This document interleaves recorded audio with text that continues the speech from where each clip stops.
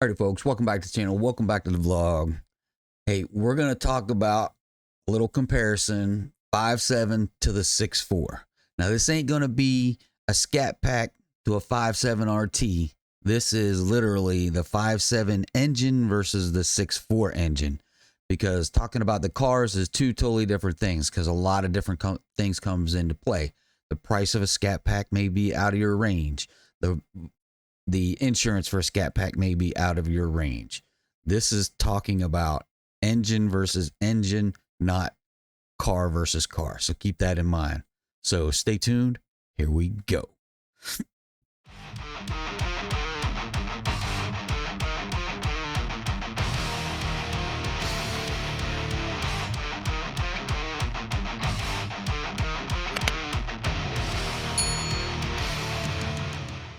All right, so bottom line, this is probably going to be a fairly quick video.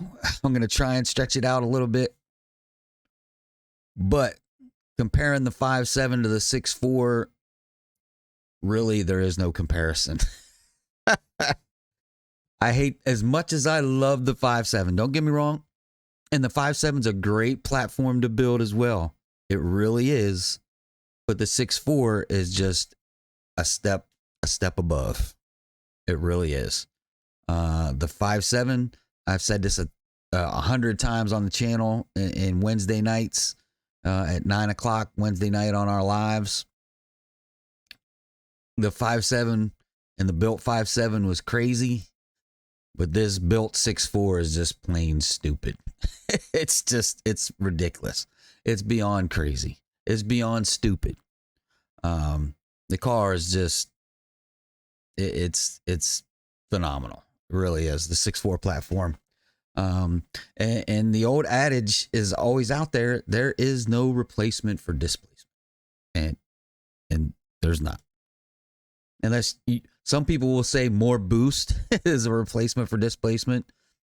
Okay. That's true.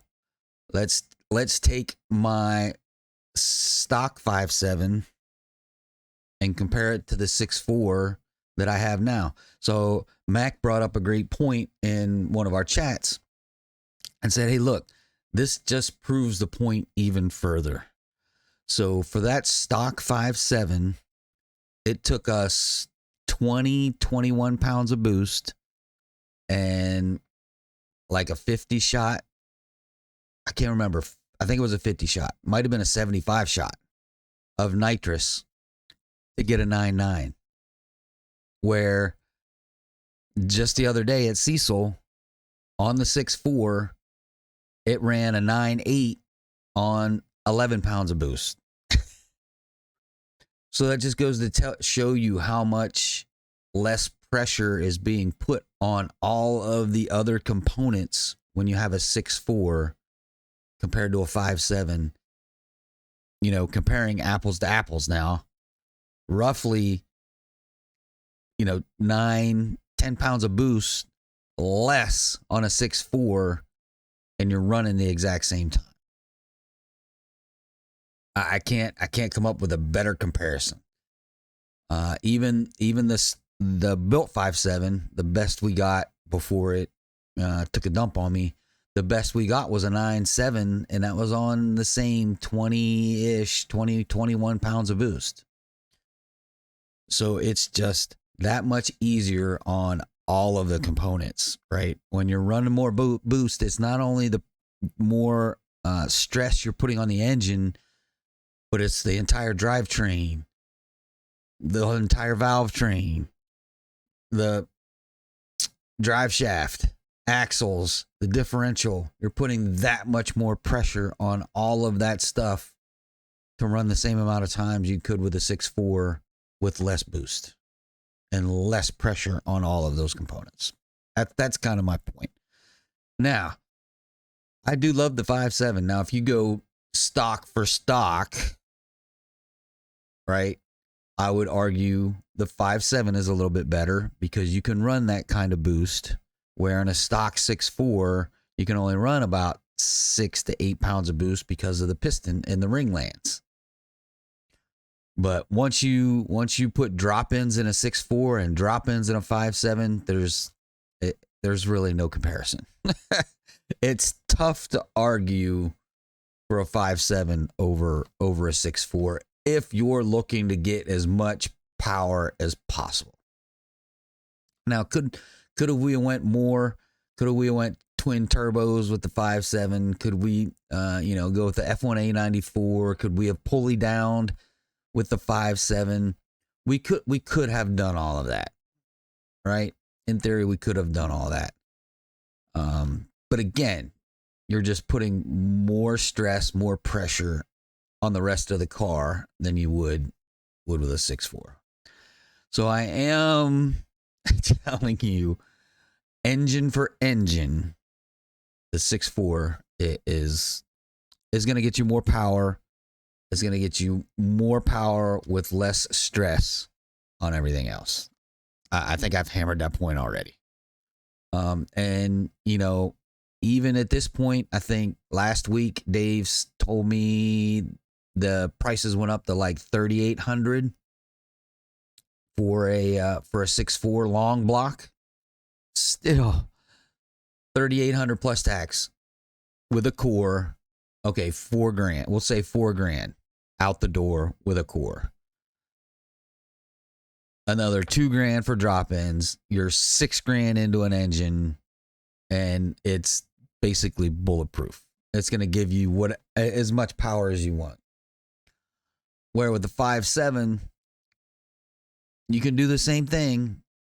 Put drop-ins in a 5.7 and crank up the boost. You could, with a Ford's 5.7, you could probably run, 25, 30 pounds of boost and get the same performance as a 6.4 with 20 pounds of boost, right? But yes, you can get all kinds of power out of both platforms, and there's nothing wrong with either platform to go with. My heart still bleeds 5.7. I know it doesn't sound like it in this video, but I do believe in the 5.7, and I do bleed 5.7. Especially when it gets into the car part, right? So back to the beginning of the video when I said I wasn't going to get into this, let's get into a 5.7 RT versus a 6.4 Scat Pack, right? So the Scat Pack, one, is going to be more expensive. Two, you're going to pay a lot more in insurance. That's just fact. Comparatively to a 5.7. If your budget doesn't allow for that higher price tag, which comes with a higher monthly payment, right? If you don't buy it flat out in cash or whatever, it's going to come with a higher car payment, and it's going to come with a higher payment in insurance.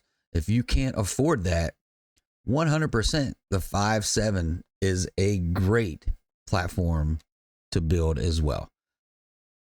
A living proof, right? I built my 5.7. I ran my 5.7 for the longest time. So really boils down to buy what you can afford, right? It's not, if you can afford to go down the rabbit hole like I've gone down, you can do that. If you can't afford it, then go with the 5.7. Do what you can do out of the 5.7 and have fun. It's all about having fun, right? It's more about building. Now I'm getting kind of off topic a little bit, but it's more about building a car for what you want it to do. Too many shops, too many people out there want to, I got to build something that's faster than Mac. I got to build something faster than, somebody else. I got to build something faster than Don. Okay, if that's what you want to do and you got the money to do it, okay, fine. There's always somebody faster. But is that what you want out of the car? Do you really want a car with, 1,300 horsepower and have to deal with the little nitnoid issues that come along with that? That's going to be in the next video. Be careful what you ask for when you want a 1,300 horsepower car. But if that's what you want a 1300 horsepower car and you know what you're getting into, then go ahead and do it. But if not, build the car to what you want it to do. If, you know, is say, all right, I want my car to do high tens. Build your car to run high tens. Go out there, run it, and be happy and have fun. And that's what it's all about. But yeah, to wrap this one up real quick, comparison of a 5.7 to a 6.4, there really isn't one, to be honest. There really isn't. And I know someone's going to question, hey, you know, the drag pack is loosely based on the 5.7 platform. It is, but that's in order to run that class that the drag pack is in with the Copo Camaros and the Cobra Jet Fords, right? To be able to run in that class, you've got stipulations and rules that you have to go by, and specific parameters for your engine, real specific parameters for your engine on what you can and can't do, and what you can and what you can't have. So that hopefully that answers the drag pack question. But really, again, there's no replacement for the displacement of the 6.4. So there you go, folks. There's my thoughts. I beat it into the ground. I know you 5.7 guys are probably going to beat me up in the comments. Don, you're a traitor. I know I called Incredible Hemi a traitor when he went 6.4. I hit up RT Life when he stroked his 5.7 out to a 397. Like, you know, you're letting us down. You're a traitor. You're going more displacement. And here I am doing the same thing. So if you want to go back and call me a hypocrite, especially Incredible Hemi and RT Life, if you are one of the guys going to call me a hypocrite, go ahead. Go ahead. But I'm having a lot of fun. I know the last track day at Cecil wasn't a good day, and is not what Shake and Bake was built to do. You know, it's these rookie mistakes I continually make are unacceptable, and I really got to get my crap together to really be able to run this car the way it should be run, and give it its due diligence, and give its props by driving it correctly. But that's going to do it for this one, folks. I hope you got something out of this. And like I said, you 5.7 guys beat me up in the comments. That's it for this one, folks. Till next time. Adios.